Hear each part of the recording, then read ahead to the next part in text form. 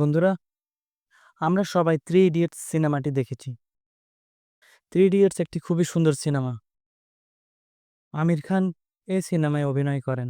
তবে আপনারা শুনলে অবাক হবেন যে 'থ্রি ইডিয়টস' সিনেমায় আমির খান যে চরিত্রে অভিনয় করেন তা একজন সত্যিকারী ব্যক্তির অনুপ্রেরণায় নির্মিত, যার নাম সোনাম ওয়াংচুক।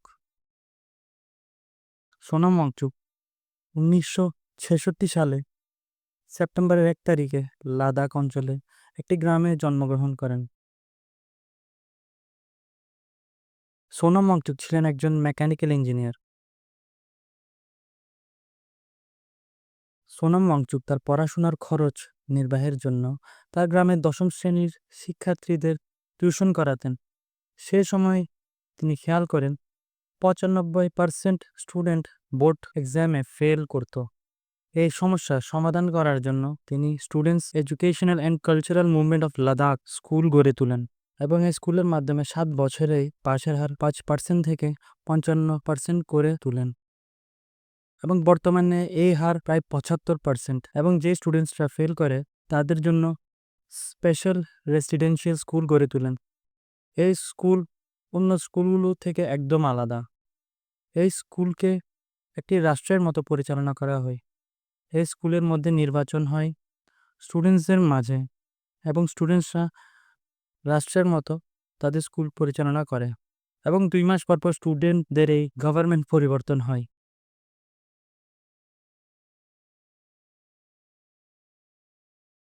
এই স্কুলের নিজস্ব পত্রিকা আছে যার নাম ক্যাম্পাস টাইমস এবং নিজস্ব রেডিও আছে যার নাম ক্যাম্পাস রেডিও।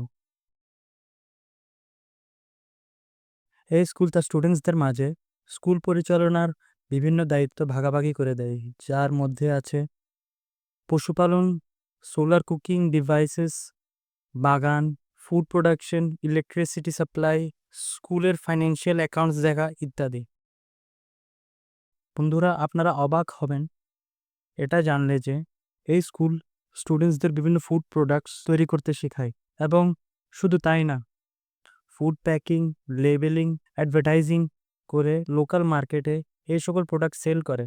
এর মাধ্যমে স্টুডেন্টসরা প্র্যাকটিক্যালি সব কাজ শিখতে পারে এবং এর মাধ্যমে স্টুডেন্টসরা ইকোনমিক্স, কমার্স ইত্যাদি বিষয়ে পারদর্শী হয়ে ওঠে এবং এই ফুড প্রোডাক্টস বিক্রি করে উপার্জিত মুনাফা দিয়ে স্টুডেন্টরা বিভিন্ন স্টাডি ট্যুরে যায়, যা তাদের জিওগ্রাফি, ভূগোল ইত্যাদি শিখতে সহায়তা করে। সোনাম ওয়াংচুকের স্কুল এর আরেকটি বিশেষ বৈশিষ্ট্য হলো যে এটি একটি পরিবেশ বান্ধব স্কুল। এই স্কুলের বিল্ডিং তৈরি করা হয়েছে মাটি দিয়ে এবং স্কুলের সকল ইলেকট্রিসিটি আসে সোলার প্যানেল থেকে। স্কুলে ব্যবহৃত হিটিং সিস্টেমও সোলার দ্বারা পরিচালিত হয় এবং এই স্কুলে আছে একটি পরিবেশ বান্ধব আইস হকি মাঠ এবং এই আইস হকি মাঠে প্র্যাকটিস করে মহিলা হকি টিম ন্যাশনাল লেভেলে চ্যাম্পিয়ন হন।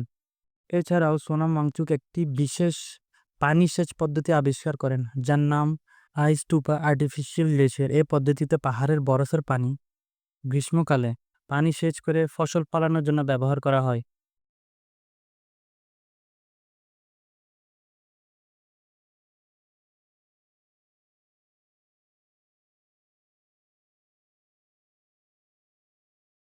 ২০১৭ সালে সোনাম ওয়াংচুককে global award for sustainable architecture পুরস্কার প্রদান করা হয়।